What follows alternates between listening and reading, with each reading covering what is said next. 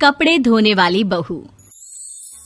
शादी के पहले से ही विभा को कपड़े धोने का बड़ा शौक था। कभी नल के नीचे तो कभी तालाब के पास। अरे मेरी नीली वाली लुंगी नहीं दिख रही है।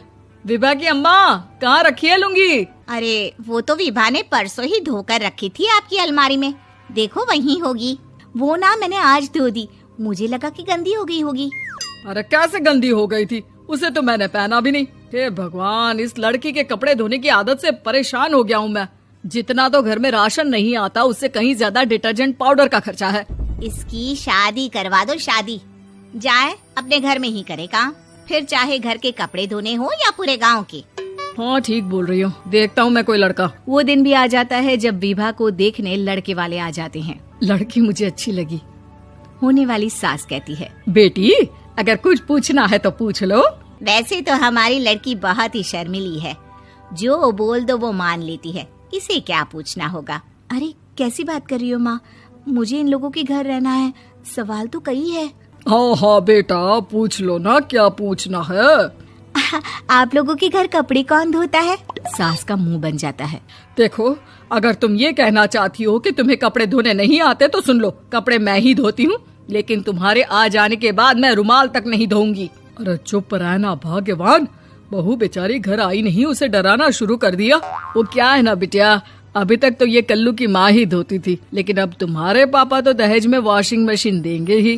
तभी विभा की माँ बोल पड़ती है, सवाल भी पूछा तो क्या। वैसे भाई साहब, मशीन की तो फिर भी कपड़े धोने की कैपेसिटी होती है। मतलब जो बिटिया दे रहे हैं ना विभा, इसे कपड़े धोने का बहुत शौक है। ये आप लोगों के क्या, आस पड़ोस गांव मोहल्ले सबके कपड़े धो दे और उफ तक ना करे। बाहर देखा नहीं आपने कितने कपड़े सूख रहे हैं? सब हमारी बिटिया ने ही तो धोए हैं। बस भी करो ना माँ, शर्म आ रही इतनी तारीफ सुनकर। और तो और एक दाग निकाल कर दिखाओ तो मान जाओ। हाँ अच्छा, माफ करना बेटा, मैंने गलत समझा। हमें तो रिश्ता बहुत पसंद है। और ऐसे जुड़ जाता है रिश्ता कपड़े धोने का शौक रखने वाली विभा का। उसकी शादी हो जाती है कोयला फैक्ट्री में काम करने वाले कल्लू के साथ। शादी के बाद अचानक विभा चिल्लाती हुई सास के पास आती है। सासू माँ, अरे सासू माँ कहाँ है आप? ये तो धोखा है, धोखा दिया आप लोगों ने मुझे। इसे ससुर के चक्कर के बारे में पता चल गया। अरे तो उसमें तुझे क्यों धोखा मिला है? अरे नल में पानी नहीं आता, कपड़े कैसे कब धुलेंगे? अच्छा, तू पानी नहीं आ रहा उसकी बात कर रही है। तो आपने क्या सोचा? कुछ नहीं। अच्छा तेरी माँ ने कहा था कि कपड़े धोने का शौक है तुझे, याद आया मुझे। शौक बोलकर कपड़े धोने वाले मेरे जुनून को कम ना आके सासू माँ, कपड़ा धोना मेरा गुरूर है। तभी पति भी वहाँ आ जाता है। अभी मैंने इसे सनी देओल की फिल्म दिखाई है, उसी के डायलॉग मार रही है माँ। अच्छा सुन, साफ बता रही हूँ, पानी सुबह 4 से 6 और शाम को 10 से 12 आता है, समझी? विभा टाइमिंग सुनकर हैरान हो जाती है।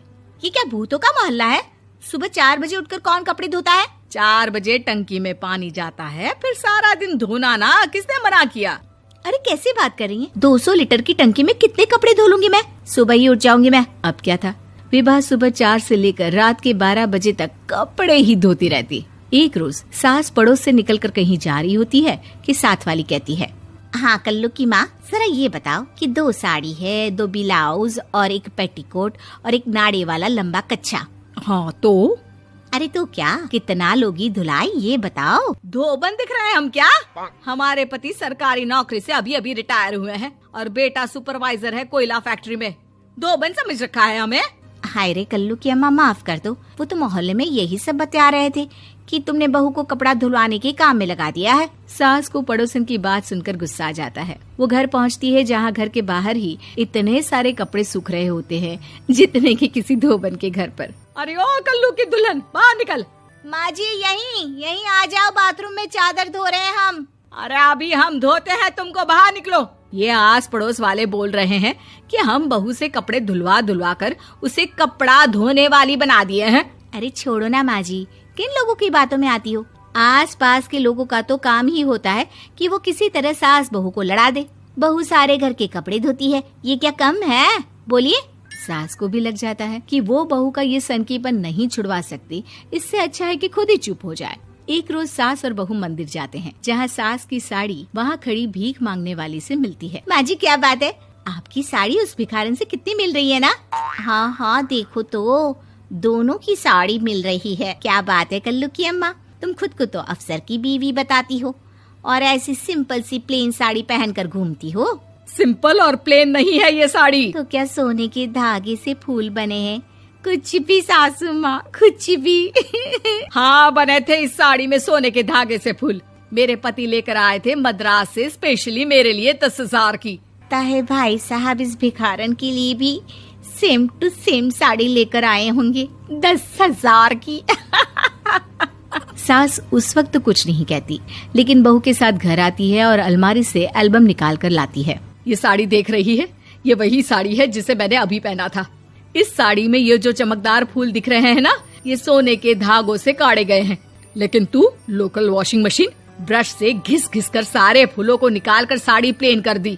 मुझे माफ कर दीजिए सासू माँ। और तो और, जब मैंने तुझे तेरी गलती के लिए कुछ नहीं कहा, लेकिन तूने तो सबके सामने मेरा मजाक ही बना दी कहा। लेकिन तूने तो सबके सामने मेरा मजाक ही बना दिया। क्यों? बहू को समझ में आ जाता है कि अब से उसका कपड़े धोना बंद।